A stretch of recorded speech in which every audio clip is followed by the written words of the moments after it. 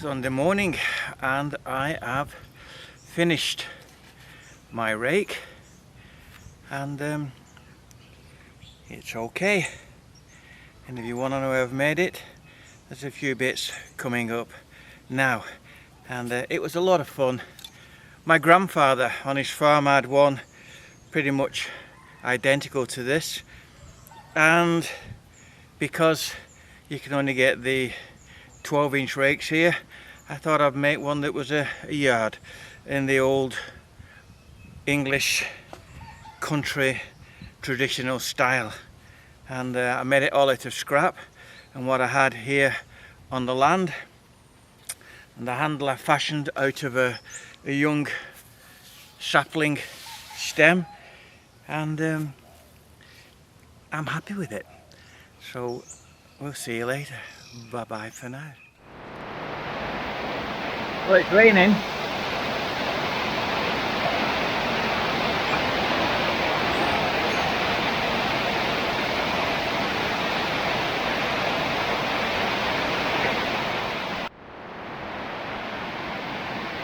Well, that is my piece of wood, and that is my former. I'm going to see if my little experiment will work, because what you can't buy here is dowel. Well, certainly not here in the north. I've never seen it in any of the big DIY places or any of the timber places. I would imagine they just shape wood with a knife. I could do that for the job I'm doing, but I would prefer something like round. This was my experiment, so we'll see. Now, I haven't got a froe. Now, how many people know what a froe is? Well, it's a very, very old woodman's tool. Now, a froe was a metal blade like this, and on the end here it would have a wooden handle.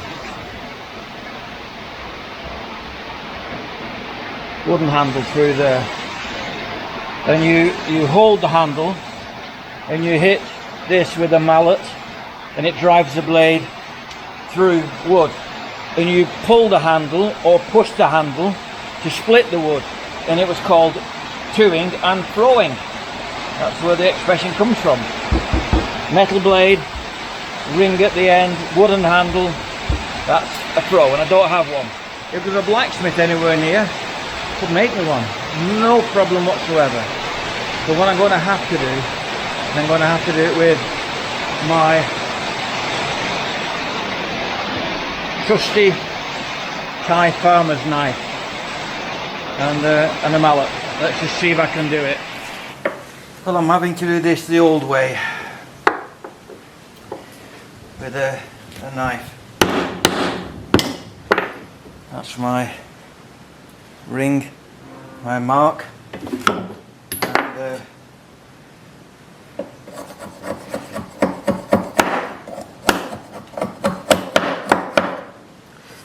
I trim that down something close to the mark.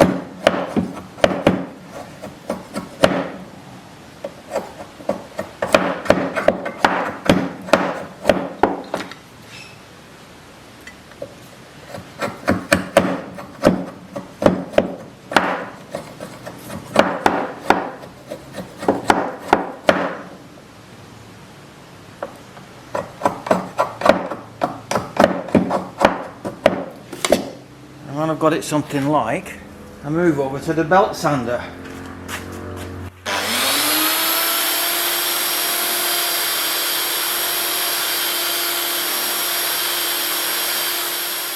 This is the size I want, and I want that to be a snug fit, glued and then hammered in there.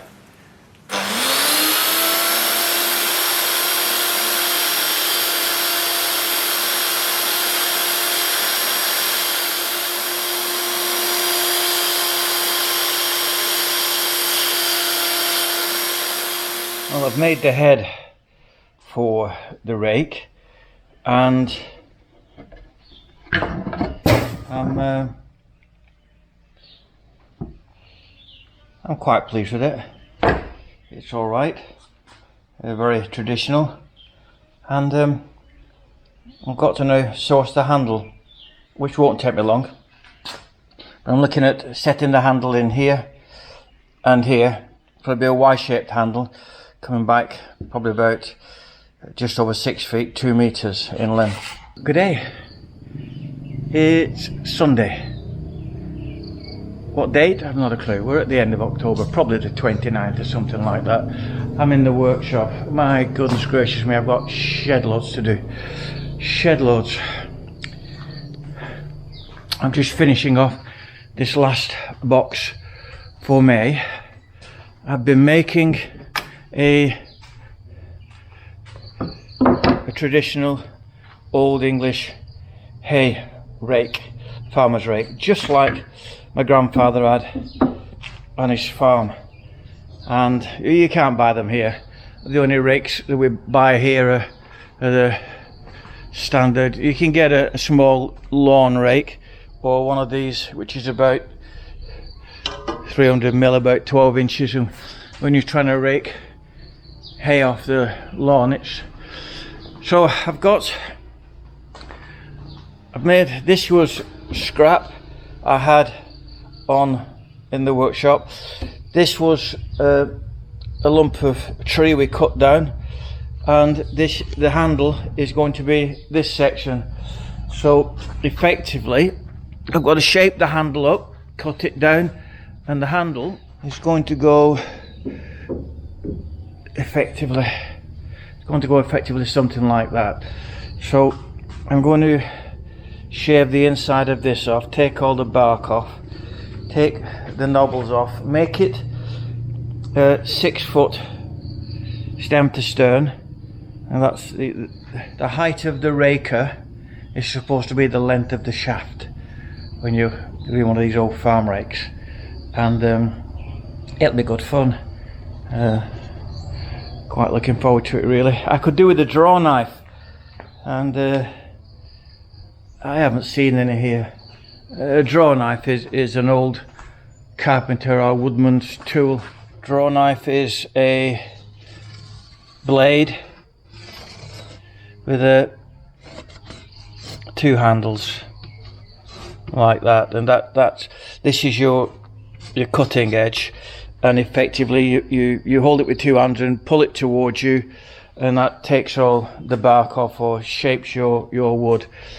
As I said, I've never seen one here in Thailand, so I mean, you don't really get them in the West that I've seen. It's a very old tool, very old tool, and of course you can't put a battery on a draw knife, so